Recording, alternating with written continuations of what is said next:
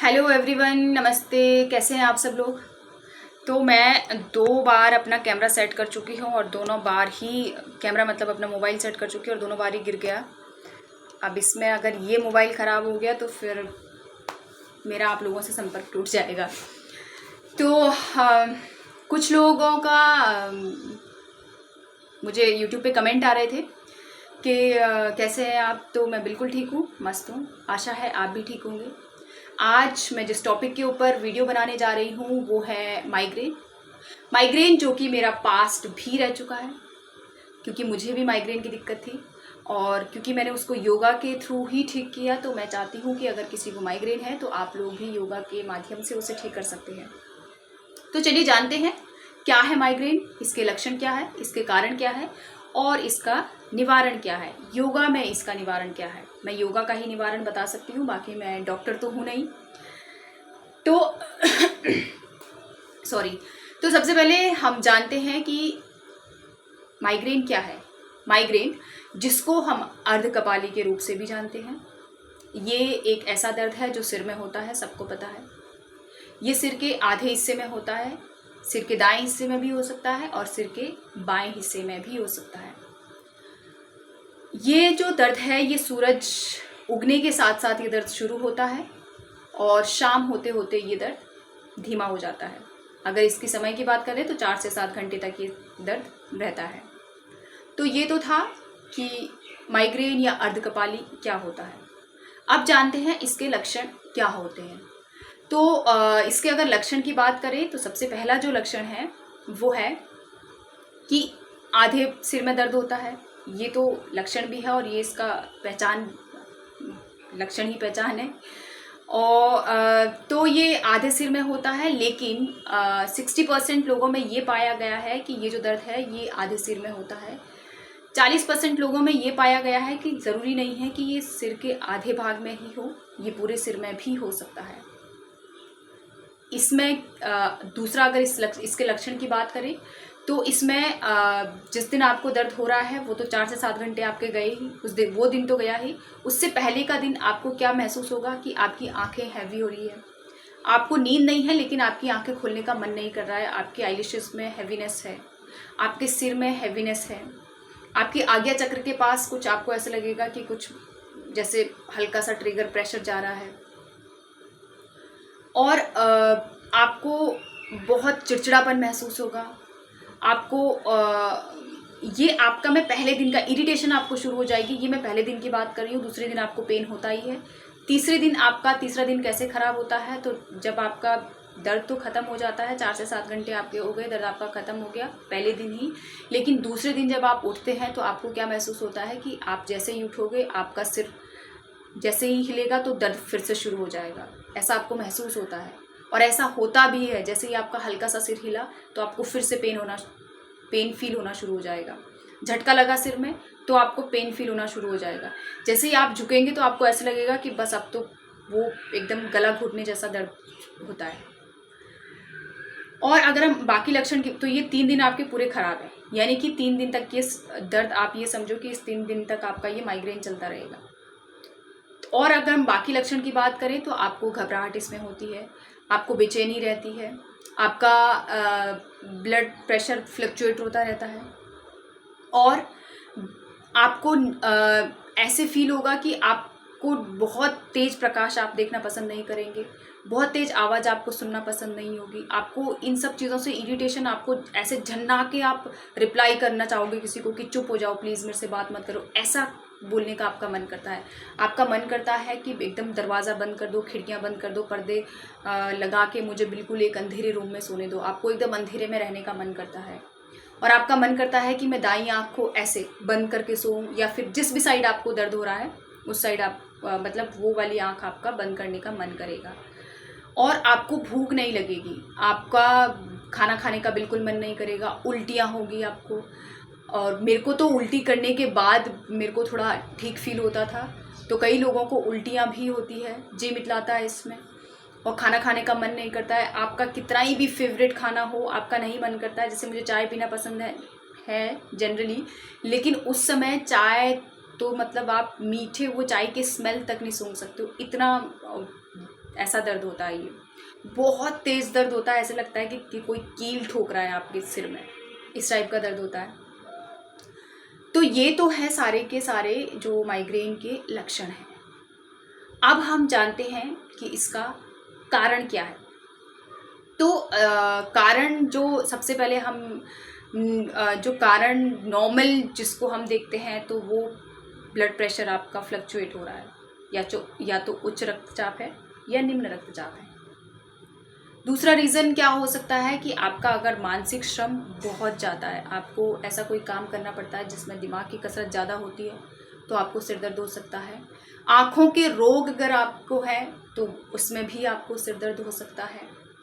अगर आपका खाना स्किप हो रहा है, अगर आप खाना प्रॉपर रूटीन में नहीं खा रहे हैं तो आपको सिर दर्द हो सकता है। अगर आप बहुत ज़्यादा उपवास रख सकते हैं तो आपको माइग्रेन हो सकता है। सिर दर्द से मेरा मतलब आप माइग्रेन समझ लीजिएगा, तो आपको माइग्रेन हो सकता है। अगर आपको कब्ज, अपच या आपकी जठराग्नि जो है वो मंद पड़ गई है तो आपको माइग्रेन हो सकता है। और या फिर अगर आपको ब्रेन ट्यूमर है तो आपको माइग्रेन हो सकता है।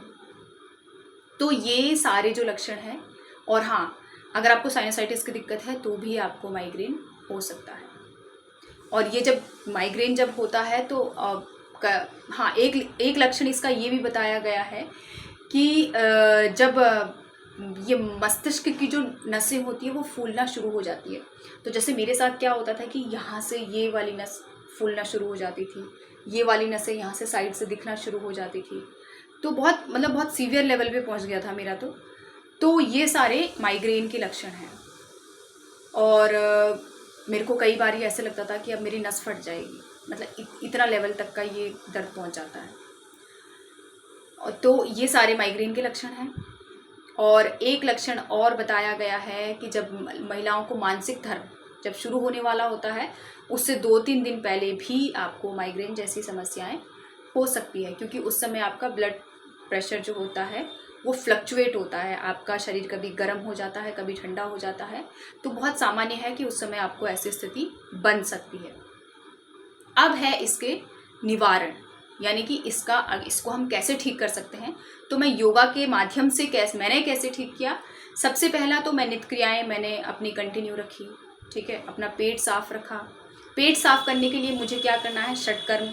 तो षटकर्मों में भी कौन से कर्म करने हैं, जो मुझे उन 6 कर्मों में से ऐसे कौन से कर्म हैं जो मेरा माइग्रेन ठीक कर सकते हैं। तो सबसे पहले आपको कुंजल करना है। कुंजल एक ऐसी क्रिया है जो वात, पित्त और कफ तीनों ही बैलेंस करेगी। वात और पित्त तो आपका बिल्कुल बैलेंस कर देगी, ठीक है। और दूसरा क्या है कि आप और षटकर्मों में हम क्या कर सकते हैं, जल नीति कर सकते हैं, सूत्र नीति कर सकते हैं। जल नीति मैं आपको किसी दिन लाइव क्लास में करके दिखाऊंगी कैसे करना है। मैंने पहले भी जल नीति मैंने यूट्यूब पे मेरा वीडियो डला हुआ है, अगर आप देखना चाहेंगे तो मैं डिस्क्रिप्शन बॉक्स में उसका लिंक डाल दूंगी।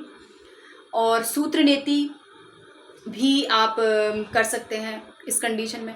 त्राटक भी आप कर सकते हैं, जो त्राटक होता है वो भी बहुत ही हेल्पफुल होता है इसमें। तो ये सारे तो वो चीज़ें हैं जिसको हम षटकर्मा के माध्यम से हम अपने माइग्रेन को कैसे ठीक कर सकते हैं। और क्योंकि कुंजल जब हम करेंगे तो हमारा पूरा पेट, हो सके तो आप एनीमा दीजिए ताकि आपका पेट जो है वो बिल्कुल एकदम क्लीन रह सके।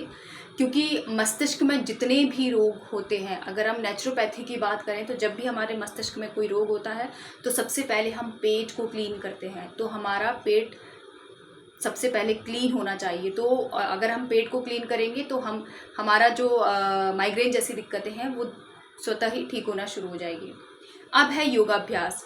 योगाभ्यास बहुत ही आराम से, योगाभ्यास आप जब भी करें तो ऐसा बिल्कुल भी नहीं करना है कि आपका ब्लड प्रेशर, मतलब आपका ब्लड फ्लो, आपका जो हार्ट बीट है वो तेज हो रही है। माइग्रेन वाले पेशेंट ऐसा कभी भी ना करें कि आप हार्ट बीट जिसमें आपकी हृदय गति तेज हो जाए, ऐसा कोई भी योगाभ्यास ना करें। एकदम आराम से श्वासों के प्रति जागरूक होकर जो भी अभ्यास आप करेंगे, श्वास लेनी है गहरी लंबी और श्वास छोड़नी है। जब भी आप योगाभ्यास करें पूरा ध्यान श्वासों पर एकदम आराम से स्थिर होकर, कोई जल्दी में आपको योगाभ्यास नहीं करना है। सांसों की आपने अपनी हृदय गति को बढ़ने ही नहीं देना है। तीसरी चीज़ आपको क्या करनी है, प्राणायाम। प्राणायाम, नाड़ी शोधन प्राणायाम बहुत ही हेल्पफुल प्राणायाम है योगाभ्यास में। आप यकीन नहीं मानेंगे, मैंने पहले तो मैंने योगाभ्यास और प्राणायाम, मतलब योगासन और प्राणायाम, ये दोनों चीज़ें जब मैंने शुरू करी उसके बाद पहले मेरे को महीने में 2 बार भी माइग्रेन होता था। यानी कि 6 दिन, आप ये समझ लीजिए कि 6 से 7 दिन, 1 हफ्ता मेरा पूरा हर महीने का माइग्रेन में जाता था। फिर धीरे धीरे वो 2 महीने में 1 बार होना शुरू हो गया, फिर 6 महीने में 2 बार, फिर साल में 2 बार, फिर ऐसे ऐसे करके धीरे धीरे। और आज मुझे भगवान की दुआ से मुझे ये भी याद नहीं है कि मुझे लास्ट टाइम माइग्रेन कब हुआ था। बहुत नॉर्मल सिरदर्द जैसे होता है, गर्मी की वजह से कभी हो गया, तो वो रीज़न कभी होता है कि नॉर्मली या आपकी तबीयत ख़राब है या आपको कुछ इंडाइजेशन हो गया है, गैस बन गई है पेट में। हाँ, एक चीज़ आपको और ध्यान देनी कि जब भी आपका वात इम्बैलेंस होगा, ये योग में कहा गया है कि जब भी आपका वात इम्बैलेंस होता है तो आपको माइग्रेन जैसी समस्याएं आ सकती है। अगर कोई माइग्रेन का पेशेंट है तो वो सिरदर्द आपका सीधा माइग्रेन में बदल जाएगा। तो कोशिश करें कि ऐसा कोई भी आहार ना लें जिसमें वात ज़्यादा हो, जो वातवर्धक हो। तीनों ही चीज़ें हमारे शरीर के लिए बहुत ज़रूरी है, वात, पित्त और कफ, लेकिन ये तीनों ही संतुलित अवस्था में होना चाहिए। ऐसा ना हो कि ये इम्बैलेंस हो रहे हैं तो उसकी वजह से हमारे शरीर में दिक्कतें होना शुरू हो जाती है। तो ये सारी चीज़ें आप फॉलो करें। आप अच्छा खाना खाएं, डाइट को, अपने खाने को बिल्कुल भी स्किप ना करें, बहुत ज़्यादा भूखा नहीं रहना है। अगर आप बहुत उपवास करते हैं तो भी आपको माइग्रेन की समस्याएं होती है, तो इन सब चीज़ों से बचें। अगर आपको उपवास करना ज़रूरी है तो फिर फलाहार ज़रूर करें और रोज़ योगाभ्यास करें और आप डेफिनेटली अपने माइग्रेन से निजात पाएंगे। तो ये था आज का टॉपिक। नेक्स्ट किसी और टॉपिक पे अगर आपको कोई और जानकारी चाहिए हो किसी और बीमारी के ऊपर तो प्लीज़ आप मुझे कमेंट बॉक्स में ज़रूर बताएं। क्योंकि मैं डॉक्टर नहीं हूँ, मैं फिर से आपको बता रही हूँ, मैं सिर्फ योगा इंस्ट्रक्टर हूँ और मैं उसी के उतना ही बता पाऊँगी जितना मैंने खुद फील किया और जितना मुझे खुद को ज्ञान है। तो बाकी अगर बहुत ज़्यादा अगर आपको दिक्कत है तो फिर आप अपने डॉक्टर से एक बार ज़रूर कंसल्ट करें, उसके बाद ही आप बाकी चीज़ें फॉलो करें। धन्यवाद।